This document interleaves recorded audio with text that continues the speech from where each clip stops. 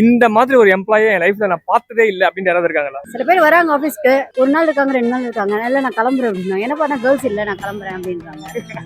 Girls இல்லைன்னா போறோம். Girls இல்லைன்னா கிளம்பிடுறாங்க. இது ஒரு ஹாஸ்டல் மாதிரி, பாய்ஸ் ஹாஸ்டல் மாதிரி இருக்கு. நைட் ஷிஃப்ட்ல வந்து கேர்ள்ஸ் இல்லையா, ஸோ அப்படியே இல்லையா, எனக்கு ரொம்ப ஆச்சரியமா இருந்தது. என்னடா இவங்களா, சில பேர் வேலைக்கு வராங்க, நீங்க என்ன கேஷுவல்லாம் போட விட மாட்டீங்கன்றாங்க, அதுக்கு வேலையை விட்டு போறாங்க. இப்பெல்லாம் வந்து ரொம்ப ஒர்க் கிடைக்கணும்னு என்னன்றவங்கலாம் இப்பெல்லாம் நிறைய. இப்பெல்லாம் பாத்தீங்கன்னா அசால்ட்டா நீ திடீர நான் போறேன். ஜென்ஸீஸ்ல அப்படிதான் இருக்காங்க. எல்லாம் அப்படிதான் இருக்காங்க. ரொம்ப ஜென்ஸீஸ் அதுவும் வந்து ஒர்க் வாங்குறது ரொம்ப ரொம்ப கஷ்டம். எதனால, ஏன் அப்படி இருக்காங்க அவங்க? அது ஏன்னு தெரியல, அவங்க ரொம்ப அசால்ட்டா இருக்காங்க. அவங்க எதுவுமே வந்து ஒரு சீரியஸ் எடுத்துக்க மாட்டேன்றாங்க. உடனே வந்து முடிச்சுட்டு உடனே போயிடணும், அவ்வளவுதான். வரணும், என்ஜாய் பண்ணணும், போகணும், அவ்வளவுதான். ரொம்ப ஸ்ட்ரெஸ் எல்லாம் கொடுத்தோம்னா உடனே போயிடுறாங்க. டாடா பை பை தான். கார்பரேட்ல இந்த ட்ரெஸ் கோட் அப்படின்னு ஒண்ணு இருக்குல்ல, அது ஏன் ரொம்ப இம்பார்ட்டன்ட்?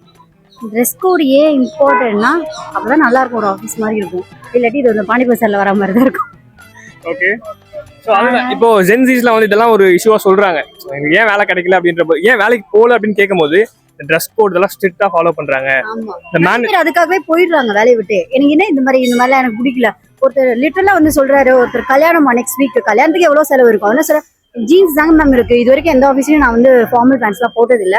நான் வாங்கணும்னா எனக்கு கையில காசு வேணும், அடுத்த மாசம் சேலரி வரும்போது நான் வாங்கிக்கிறேன்னு சொல்றான். ஆனா சேலரி வரும்போது அவன் பிளான்ல இருக்கான், வெளில போயிடலாம், அந்த ஆஃபீஸ் ஒத்து வராது, சேலரி வாங்கிட்டு அவன் கிளம்பிட்டான், அவ்வளவுதான்.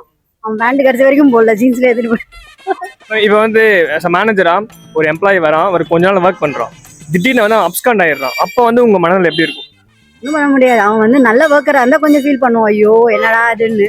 நல்ல ஒர்க்கர், அப்பாடா தேங்க்யூ அப்படிதான் யோசிப்பீங்க? ஆமா, ரியலா அவனுக்கு நாங்க வெயிட் பண்ணி அவனுக்கு இன்னும் கொஞ்சம் ட்ரைனிங் கொடுத்து அவனுக்கு ஆரோசி கொடுத்து அவன் தேர்வானா தேர மாட்டானா நாங்க ஒரு 1.5 மாசம் வெயிட் பண்ணுவோம். அதுக்கு நாங்க என்ன பண்ணுவோம், ஓகே நல்ல வேலை, டக்குன்னு உடனே எங்களுக்கு வழிவிட்டான்னு சொல்லிட்டு நோ ரிசர்வ்ஸ் எடுத்து முடிச்சுருவோம், அவ்வளவுதான்.